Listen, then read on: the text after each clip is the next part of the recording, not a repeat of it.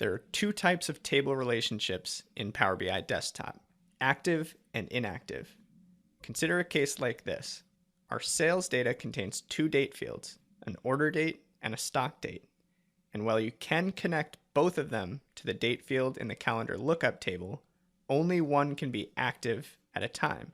That's why one of these relationships shows up with a solid line, that's the active one, and the other shows up with a dotted line, which is the inactive one.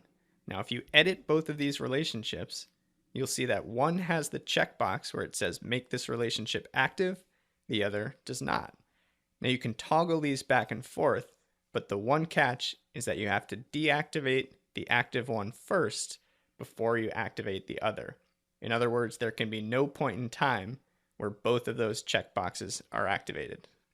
So let me show you what this looks like in the relationships view. Okay, so here we are back in our AdventureWorks model. As you can see, we've got these two date fields in our sales table, order date and stock date. Right now we're connected to the calendar table based on order date, which in this case is our primary date field.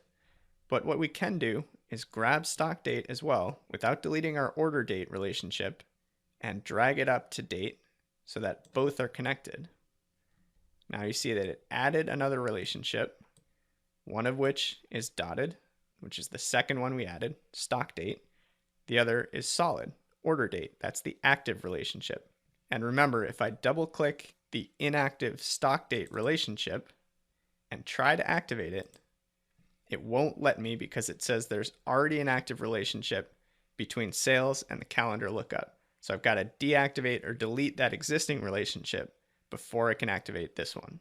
So I need to uncheck, press OK. And basically the process looks like this. Start with order date, deselect to make that one inactive.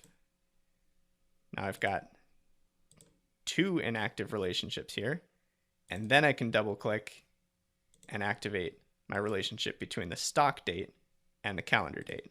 So there you go. I've just swapped the two. And because order date is my true primary date field, I'm going to go ahead and just reverse what I did. I want this stock date field to be available but not active. And my order date is the one that I really care about. So there we go. So again, I have both of these relationships in place when I do need them, but can only keep one active at a time.